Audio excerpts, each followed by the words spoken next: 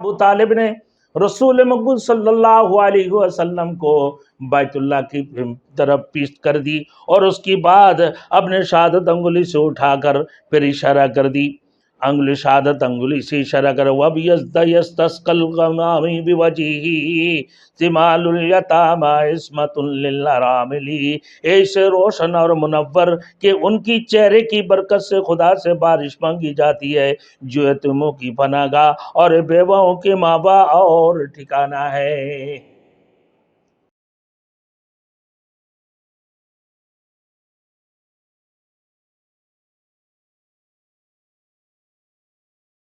Thanks for watching. Don't forget to like, comment, share and subscribe to Maulana Habibullah Rouhani Official. Abu तालिब की किफालत। अब्दुल मुत्तालिब की वफात के बाद आप सल्लल्लाहु अलैहि वसल्लम अपने चाचा अबू तालिब की आगोश में तरबियत में आ गया। अबू तालिब ने आप सल्लल्लाहु अलैहि वसल्लम को अपने औलाद से ज़्यादा अजीज़ रखा और शफ़क़त और मोहब्बत से मरते दम तक आपकी तरबियत की कि हक़ यह है कि तरबियत और कफ़ालत का हक़ पूरा पूरा अदा कर दिया। अफसोस कि अबू तालिब इतनी शफ़क़त और मोहब्बत होने के बावजूद इस वालिहाना और आशिकाना तरबियत और कफ़ालत की दौलत ईमान से महरूम रहे। इतनी मोहब्बत से और इतनी शफ़क़त से उनकी परवरिश करते रहे, तरबियत देते रहे, लेकिन अफसोस कि अबू तालिब इसके बावजूद ईमान की दौलत से महरूम रहे। एक बार मक्के में कहत पड़ा, बहुत बड़ी कहत साली शुरू हुआ, बारिशें बंद हो गई। लोगों ने अबू तालिब से दरखास्त की कि आप बारिश के लिए दुआ कीजिए। अबू तालिब एक मजमा की सद नबी करीम सल्लल्लाहु अलैहि वसल्लम तस्लीम को लेकर हरम में हाजिर हुआ और आपकी पश्त को खाना खाबा की तरफ लगा दिया और आपने बतौर तजर्रुआ और इल्तिजा इनके और अंगुश्त शहादत से आसमान की तरफ इशारा फरमाया। खाना काबा से लगा दी उनकी पिश्त को और आपने बतौर तजर्रुआ और इल्तिजा अपने शहादत अंगुली से आसमान की तरफ इशारा फरमाया।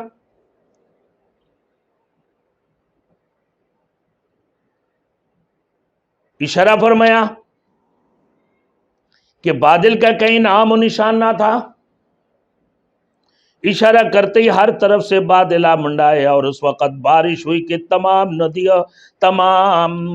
नदियाँ और नाले बहने लगे। इस बारे में अबू तालिब ने कहा, वबियज़्ज़त यस्तस्क़िल गमाम बिवजही सिमालुल यतामा इस्मुहु सिमामुल यतामा इस्मतुल लिलरामिली, ऐसे रोशन और मुनव्वर के उनकी चेहरे की बरकत से खुदा से बारिश मंगी जाती है, जो यतीमों की फना और बेवाओं की मावी और मलजा है और बेवाओं की ठिकाना है। अबू तालिब पढ़ने लगे कि इसे कहत साली के अंदर उनको बैतुल्लाह की पीठ कर दी और शहादत अंगुली से रसूल मकबूल सल्लल्लाहु अलैहि वसल्लम जब पैदा हुए, मेरे दोस्तों, उस वक़्त में सीधे सजदा में पहुँचे और उंगली उठाकर ऐसी उंगली उठाए जैसे एक समझदार बच्चा और सीधे सजदा में पहुंच गया। और जब सजदा करते एक आम आदमी जैसे सजदा करते हैं, ठीक इसी तरीके से सजदा किए है।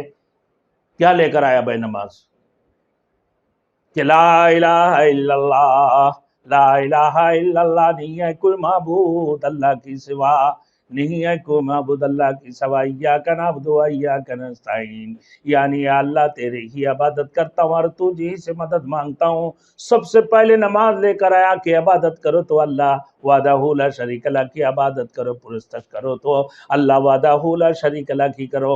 अल्लाह की रसूल सल्लल्लाहु अलैहि वसल्लम शहादत उंगली को उठाकर सीधे ऐसे अपने हाथ को रखे और सीधे सजदा में पहुंच के जैसे एक आम आदमी सजदा करते हैं उसी तरीके से फिर आसमान की तरफ उंगली को की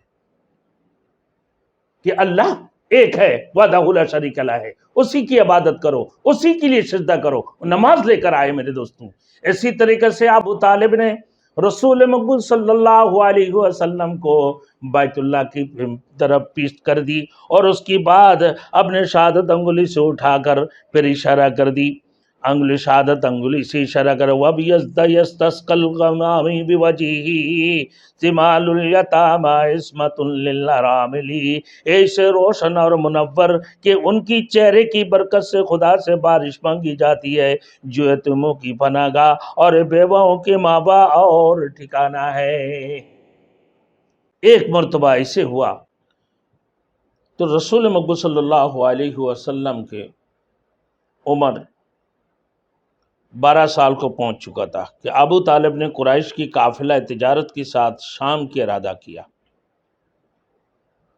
اور مصائب سفر کے خیال سے سفر کی پریشانیوں کو دیکھتے ہوئے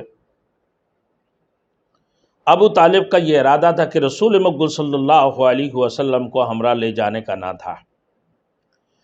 بالکل عین روانگی کی وقت آپ کی چہرے پر حزن و ملال کی آثار دیکھیں، اس لیے آپ کو ہمراہ لے لیا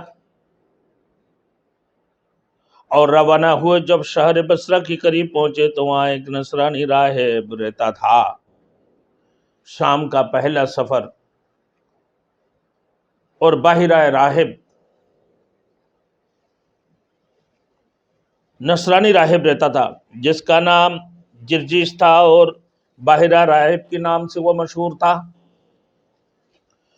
نبی آخر الزمان رحمت للعالمین صلی اللہ علیہ وسلم کی جو علامت آسمانی کتابوں میں مذکور تھی ان سے بخوبی وہ واقف تھیں، اور خبر تھا چنانچہ مکہ کی ایک قافلہ جب باہرہ راہب کی سما کے پاس جا کر اترا تو اس نے حضور صرف النور صلی اللہ علیہ وسلم کو حضور پر نور صلی اللہ علیہ وسلم کی صورت دیکھتے ہی پہچان لیا کہ یہ وہی نبی ہے جن کی کتب سابقہ جن کے متعلق کتب سابقہ میں خبر دی گئی، اور آپ کا ہاتھ پکڑ لیا۔ جامع ترمذی میں ابو موسیٰ اشعری رضی اللہ تعالیٰ عنہ سے مروی ہے، کوئی ایک بار ابو طالب مشائخ قریش کی شام کی طرف روانہ ہوا۔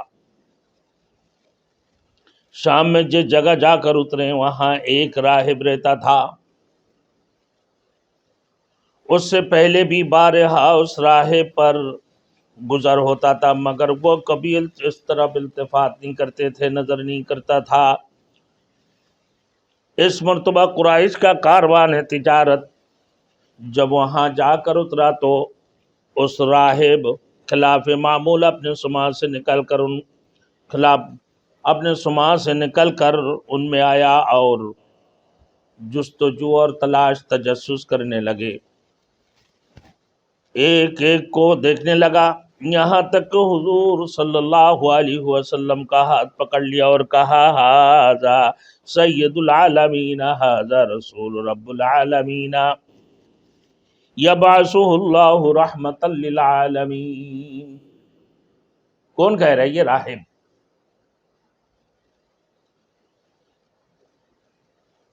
یہی ہے سردار جہانوں کا، یہی ہے رسول صلی اللہ علیہ وسلم پروردگار عالم کا، جس کو اللہ جہانوں کے لیے رحمت بنا کر بھیجے ہیں، جن کی رحمت سے اللہ رب العالمین پورے دنیا کو مرحمت فرمایا۔ سرداران قریش نے راہب سے کہا کہ آپ کو یہ کیسے معلوم ہوا؟ راہب نے کہا کہ جس وقت آپ سب کھانے جب آپ گاٹی سے نکلے تو کوئی شجر اور حجر ایسا باقی نہیں رہا جس نے سجدہ نہ کیا ہو، اور شجر اور حجر نبی ہی کے لیے سجدہ کر سکتے ہیں۔ آپ سب گاٹی سے نکلے تو کوئی شجر اور حجر ایسا باقی نہیں رہا جس نے سجدہ نہ کیا ہو، اور شجر حجر کے لیے نبیوں کو سجدہ کر سکتے ہیں۔ علاوہ ازیں میں آپ کو مور نبوت سے بھی پہچانتا ہوں، جب سیب کی مشابہ آپ کی شانے کے نیچے واقع ہے۔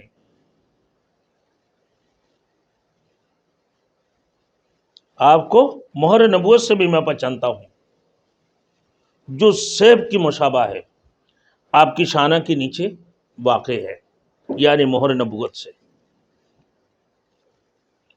راہب یہ کہہ کر واپس ہو گیا، اور فقط ایک آپ کی وجہ سے، رسول مقبول صلی اللہ علیہ وسلم کی وجہ سے تمام قافلہ کے لیے کھانے کی تیاری کرنا شروع کر دیا۔ کھانا تیار کر لیا۔ جب کھانے کے لیے سب حاضر ہوئے تو آپ صلی اللہ علیہ وسلم موجود نہ تھے۔ راہب نے دریافت کیا کہ آپ کہاں ہیں؟ معلوم ہوا کہ اونٹ چرانے گئے ہوئے ہیں۔ آدمی بھیج کر آپ صلی اللہ علیہ وسلم کو بلایا۔ رسول مقبول صلی اللہ علیہ وسلم اونٹ چرانے گیا، آدمی بھیج کر اللہ کے رسول کو بلا لی۔ جس وقت آپ تشریف لائے تو ایک ابر آپ پر سایہ کیے ہوئے تھا، ایک ابر آپ کے اوپر سایہ کیے ہوئے تھے۔ جب آپ صلی اللہ علیہ وسلم اپنے قوم کے قریب پہنچے تو دیکھا کہ لوگ آپ سے پہلے درخت کی سایہ میں جگہ لے چکے تھے۔ دعوت میں بلایا آپ کے رسول مقبول صلی اللہ علیہ وسلم کے وسیلہ سے راہب نے پورے مکمل کھانے کے انتظام کر لیا، اور اللہ کے رسول کو دیکھا تو موجود نہیں، اونٹ چرانے چلے گئے۔ ان کو بلایا اور دیکھا تو سارے قافلے سایہ کے نیچے بیٹھے ہوئے تھے۔ اب اپنے قوم کے قریب ہوا کہ لوگ آپ سے پہلے درخت کی سایہ میں جگہ لے چکے تھے، اب کوئی سایہ باقی نہیں، اب کوئی سایہ بھی باقی نہیں رہی وہاں۔ آپ صلی اللہ علیہ وسلم ایک جانب کو بیٹھ گئے، بیٹھتے ہی درخت کا سایہ آپ صلی اللہ علیہ وسلم کی طرف جھک گئے۔ ساعت الشجر نطق الحجر شق القمر بشارتہ، درخت کا سایہ آپ کی طرف جھک گیا۔ راہب نے کہا درخت کی سایہ کو دیکھو، دیکھو درخت کی سایہ کو کہ کس طرح آپ کی طرف مائل ہے، اور کھڑے ہو کر لوگوں کو قسمیں دینے لگا، اور یہ کہا آپ ان کو روم کی طرف نہیں لے جائیں، رومی اگر ان کو دیکھ لیں گے تو آپ صلی اللہ علیہ وسلم کی صفات اور علامات سے آپ صلی اللہ علیہ وسلم کو پہچان کر قتل کر دیں گے۔ اتنا ہی کہتے ہوئے جب راہب نے اتنا ہی کہا، کلام میں جو راہب کی نظر پڑی تو دیکھا کہ روم کی 7 آدمی کسی تلاش میں اس طرف آ رہے تھے۔ راہب نے پوچھا تم کس لیے نکلے ہو؟ رومیوں نے کہا ہم اس نبی کی تلاش میں نکلے ہیں جس کی توریت اور انجیل میں بشارت مذکور ہے کہ اس مہینہ سفر کے لیے نکلنے والا ہے، ہر طرف ہم نے اپنے آدمی بھیجے ہیں، اس مہینہ کو سفر پہ نکلنے والا ہے۔ راہب نے کہا اچھا یہ تو بتلاؤ کہ جس شاہی کا خداوند ذوالجلال رضا فرما لیا ہو کیا اس کو کوئی رد کر سکتا ہے؟ رومیوں نے کہا نہیں۔ اس کے بعد رومیوں نے باہر راہب سے عہد کیا کہ ہم اس نبی کی درپائے نہیں ہوں گے، اور 7 رومی وہیں سے باہر راہب کے پاس سے رو پڑے، کیونکہ جس مقصد کے لیے نکلے تھے وہ خیال ہی بدل گیا۔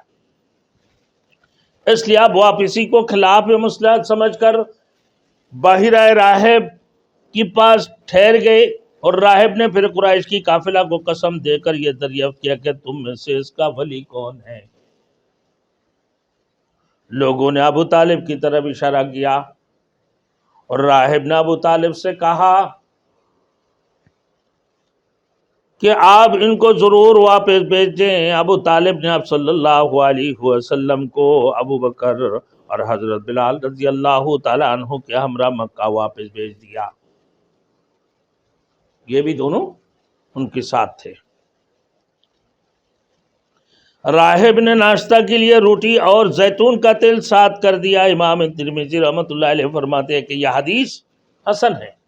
حاکم فرماتے ہیں کہ یہ روایت بخاری اور مسلم کی شرط پر ہے۔ بیہقی ایک روایت میں ہے کہ بحیرہ نے اٹھ کر آپ صلی اللہ علیہ وسلم کی پشت مبارک کو دیکھا تو دونوں شانوں کے درمیان مہر نبوت دیکھی، اور مہر نبوت کو اس صفت پر پایا جو اس کی علم میں تھی، سابقہ کتاب میں، سابقہ کتب میں جو تھے۔ امام بیہقی فرماتے ہیں کہ یہ قصہ اہل مغازی کے نزدیک مشہور ہے۔ شیخ جلال الدین سیوطی فرماتے ہیں کہ اس قصہ کے متعدد شواہد ہیں جو اس کی صحت کا حکم کرتے ہیں، اور میں عن قریب ان شواہد کو بیان کروں گا۔ حافظ عسقلانی اصابہ میں فرماتے ہیں کہ اس روایت کی راوی کل سکہ ہے، صرف ابوبکر اور بلال رضی اللہ تعالیٰ عنہما کا ذکر بعض روایت کی غلطی سے درج ہو گیا، لہٰذا یہ کہا جائے گا کہ صرف ابوبکر اور بلال رضی اللہ تعالیٰ عنہما کو ساتھ بھیجنے کا ذکر اس روایت میں مدرج ہے۔ ایک کلمہ کی مدرج ہو جانے کی وجہ سے تمام حدیث کو ضعیف نہیں کہا جا سکتا، کہ یہ غلطی سے ابوبکر صدیق اور بلال کے ذکر کر دیا گیا۔ حرف الفجار، عرب میں ارسل دراز سے لڑائیوں کا سلسلہ جاری رہتے تھے۔ واقعہ فیل کے بعد بھی مشہور معرکہ پیش آیا، وہ معرکہ حرف الفجار کے نام سے مشہور ہے۔ یہ معرکہ قریش اور قبیلہ قیس کے درمیان پیش آیا۔ اول قریش پر غالب آیا، بعد میں قریش قیس پر غالب آ گئی۔ بالآخر صلح پر جنگ کا خاتمہ ہوا۔ بعض دنوں میں نبی کریم صلی اللہ علیہ وسلم بھی اس لڑائی میں اپنے بعض چچاؤں کے اثرات سے شریک ہوئے، مگر قتال نہیں فرمایا۔ قتل و قتل اللہ کے رسول نے نہیں کیا۔ علامہ سہیلی فرماتے ہیں کہ اس معرکہ میں نبی کریم صلی اللہ علیہ وسلم تسلیم نے اپنے چچاؤں کے ساتھ ہو کر جنگ نہیں کی، حالانکہ آپ صلی اللہ علیہ وسلم لڑائی کی عمر کو پہنچ چکے تھے۔ اپنے چچاؤں کو صرف تیر اٹھا کر دیا کرتے تھے۔ جنگ اس لیے نہیں کی کہ یہ جنگ کرنا فسق و فجور، ناجائز اور حرام تھی، اسی وجہ سے اس لڑائی کو حرب فجار کہتے ہیں۔ اس کے علاوہ سب کے سب کافر تھے۔ مومن کو قتل و قتال اور جنگ و جدال کا حکم فقط اس لیے دیا گیا کہ اللہ کی کلمہ بلند ہو اور اس کا بول بالا ہو۔ جب یہاں اعلی کلمت اللہ کے لیے کوئی جنگ نہیں ہو رہا ہے تو کافر کو مار رہا ہے، مشرک کو مار رہا ہے۔ پھر حلف الفضول میں آپ کی شرکت۔ لڑائی کا سلسلہ تو عرب میں مدت جاری تھا، مگر کہاں تک حرف فجار کے بعد بعض طبیعتوں میں یہ خیال پیدا ہوا کہ جس طرح زمانہ سابق میں قتل و غارت گری ہوتے رہے، فضل بن فضالہ اور فضل بن وداع اور فضیل بن حارث نے ایک معاہدہ مرتب کیا تھا جو انہی کے نام پر حلف الفضول کے عنوان سے مشہور ہوا۔ اب دوبارہ اس کی تجدید کی جائے۔ زبیر بن عبد المطلب نے اپنے بعض اشعار میں اس معاہدہ کا ذکر کیا، پھر اس پر سب نے پختہ عہد کیا۔ پس مکہ میں پڑوسی اور آنے والا سب مامون اور محفوظ ہیں۔